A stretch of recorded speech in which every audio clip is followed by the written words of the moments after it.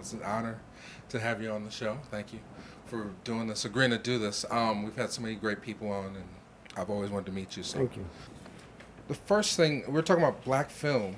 Like, we talked to a lot of people about their opinions on black film and the current state of black cinema. How would you define, what is your definition of black film? Just what you said, black film. Doesn't, Black film. Only thing I would change is black film in a white racist system. okay, because, And the blackest film that's ever been made was made by a white boy, Tarantino, and Django Unchained. Never been nothing like that. you really like that one. I went 46 times to see it. Well, why do you say it's the blackest black film? Because it was a story of a black man and a black woman, a love story, and it wasn't no fucking, no drinking, no cussing. Never have that ever happened in the history of Hollywood. Never, never, no sex. And it's a real story. See, it probably couldn't have ran if we knew that Jamie Foxx played the role of the first person who died at Harper's Ferry with John Brown. He went there with 26 people, 5 black, and Dangerfield Newby was the first person. They found a letter in his pocket, and that was the letter they was talking about in the film with his wife. My problem was, I knew the story of John Brown. If I had to take everybody that's ever lived in the history of the planet, including Jesus, not God, and Jesus, and write them in order, John Brown would be ahead of Jesus Christ. And most black folk don't even know that. Wow. Why? Jesus came here to die for our sins. Okay? John Brown didn't come here to die for our sins. He was a white man that somewhere a conscience was there. And think about John Brown, the greatest movement in the history of the planet was a group of white folks, abolitionists, especially up in Boston way, abolition. Now, they didn't get paid. They was talking about freeing black folks, and there was no bounty on how many black folks you can free. And the reason John Brown is my hero, I will die. You got to go a long ways to get blacker than me. He took his 2 sons with him. 2 sons with him. I'm not taking my grandchildren with me. And if it was back when my youngsters, my children was going, I wouldn't take them with me. He did, a white man. Now, are you Had drawing? it not been for him, we wouldn't be here now. I mean, America.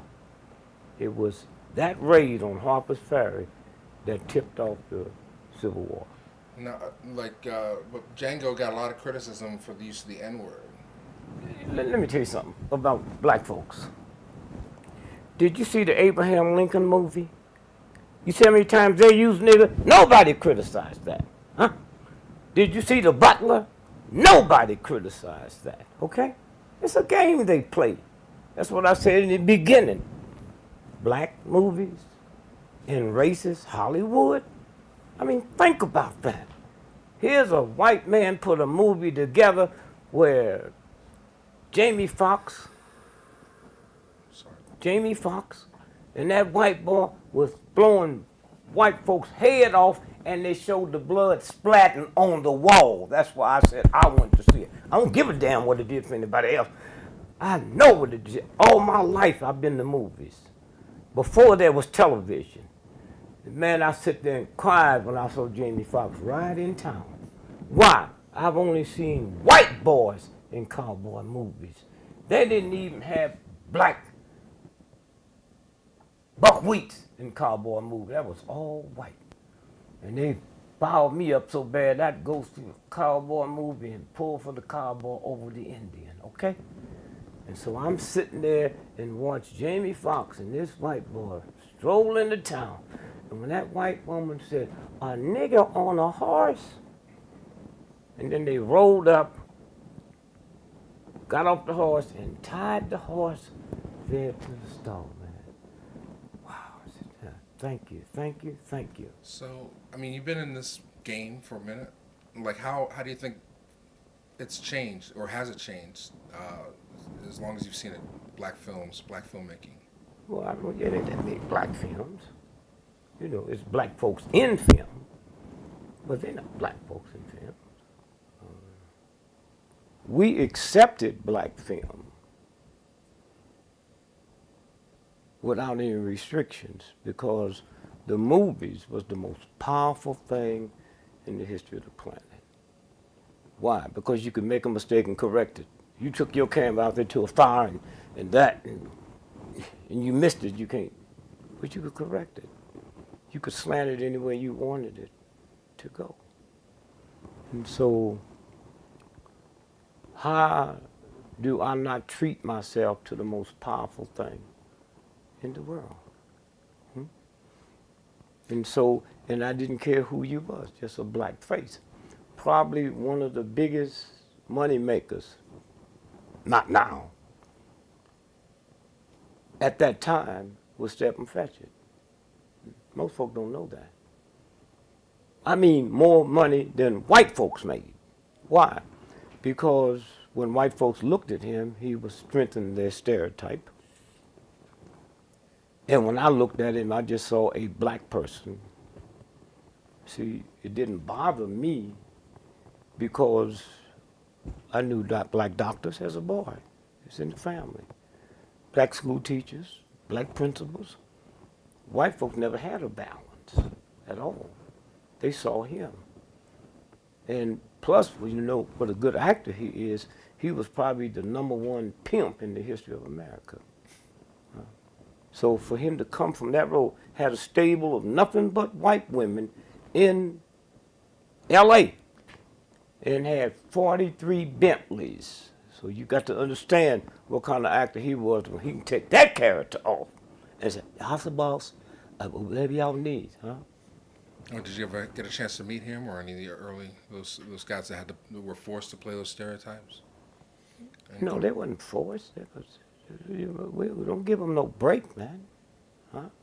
So a whole lot of women would starve to death before they would sell pussy to feed their children. They would believe death is better. So we always want to come up and pick up some slack. Soldiers going to war, huh? To kill folks you don't even know and come back and they shoot your mom in the back of the head and you ain't gonna go get no gun. No. See, that's the beautiful thing now. There's a new mindset coming through that ain't gonna tolerate none of that crap that they told us at all. My mother, if she was alive today, she'd call the police on me, most of the shit I be saying. Why? My mother raised 6 of us by herself. 2 weeks after New Year's, she did other jobs so she could raise money that we would have a good Christmas. And they told me a white boy brought it to me. There's no excuse for that, even if it was my mama. Huh? None whatsoever. Can you imagine a Jew bringing toys and stuff to their children and telling them Hitler and the Nazis brought them? That's, see, the most ignorant, stupid things that ever happened to me. Everything I was doing bad, the Ku Klux Klan did, I got it from my mama at home. At home. So you talk about this new crop of people. I mean, what, from your perspective, what do you think is the current state of black film today? Well, see, I don't see that many films. And there's not that many black films to judge from, you know. But you've seen Belle, right? You talked about seeing Belle on one of your podcasts. Yeah. and 42. But that's not a. You mean the girl in London? The movie, the English Yeah, but movie. that ain't no black film. You serious? How many black folks did you see in that film? See, this is the problem. That's a white film. When I hear you say black film, I thought you talking about black folks. Well, is a black director and writer In what? for Bell. You know. So everybody go to the movie know that that's a nigga that did that. Come on, man. You know it because this is your job, huh? You know what's in the hamburger meat if you grinding it up. I don't know when I'm eating a hamburger. So you bringing your professional stuff in here and think my mama she don't understand that. Black film to black folks is how many black folks do you see? Huh? There'll come a day when you are a black person that's already directed film with no black folks in it. But that ain't a black film to me. The mind ain't ready for it. We so far behind on it, you know. And so I tell people, Bell, 20 years or 50 years before they can do another movie to equal that.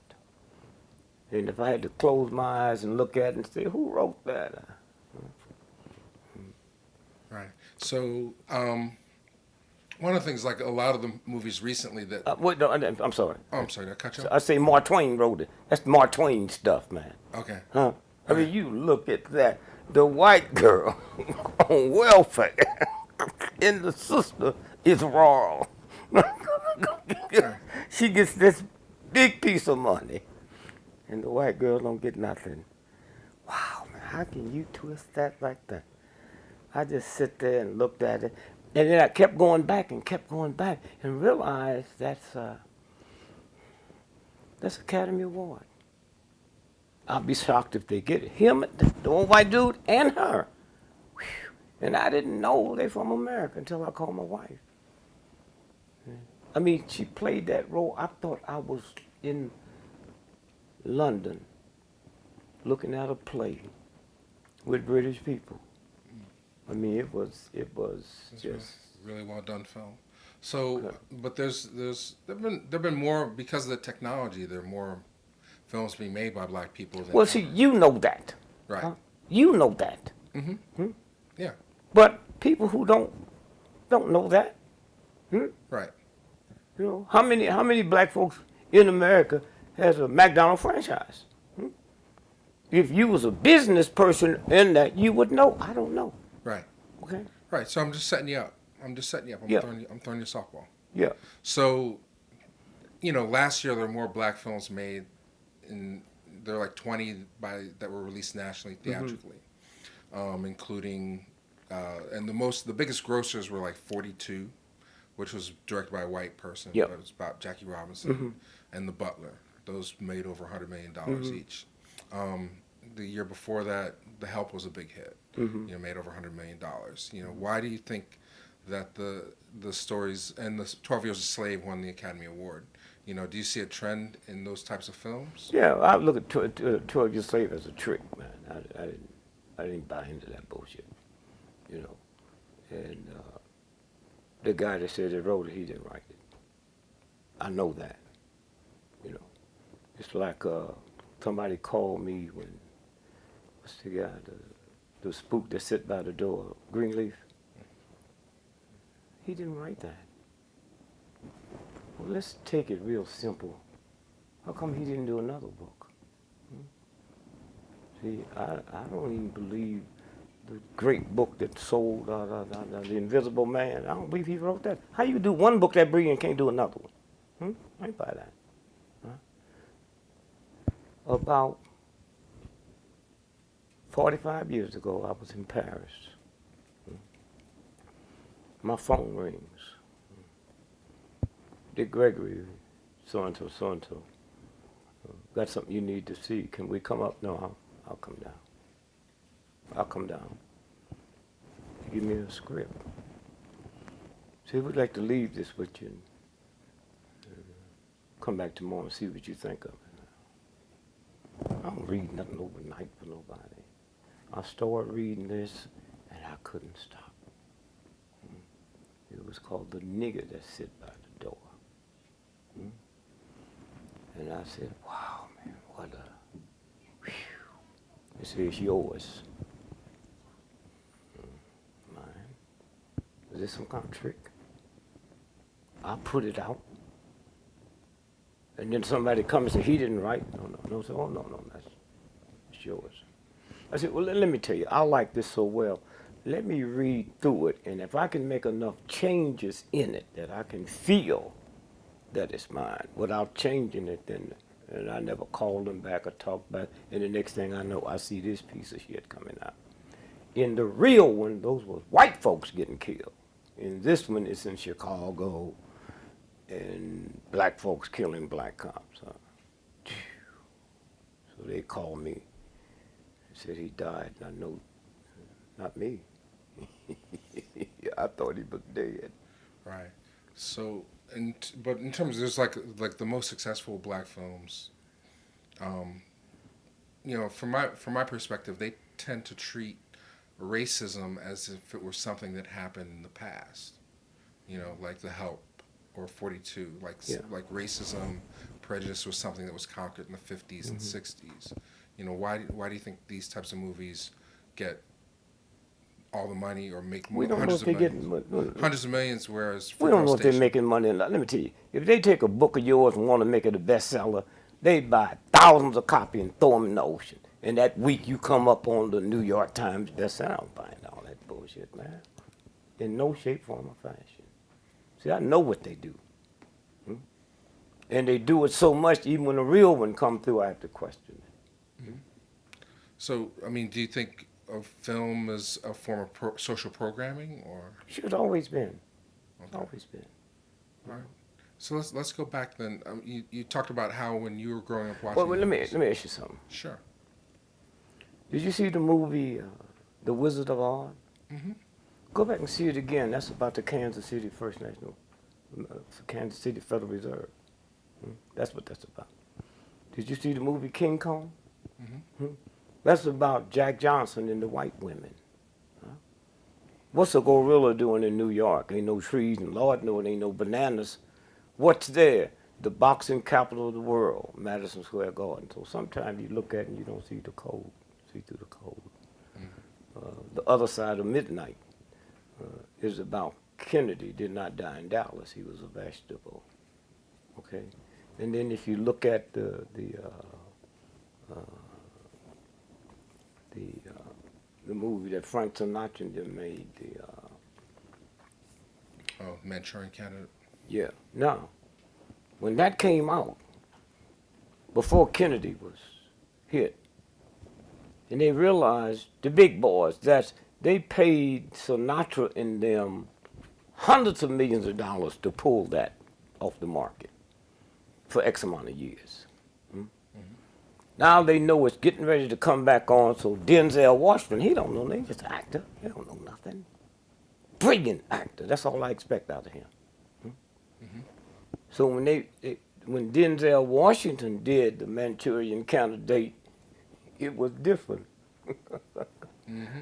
So all the young folks is born that saw the Manchurian Candidate, they didn't see the real one. Didn't see that Lee Harvey Oswald was treated the same way with brain control, So that's what they do. They can do that anytime they want because they're in power.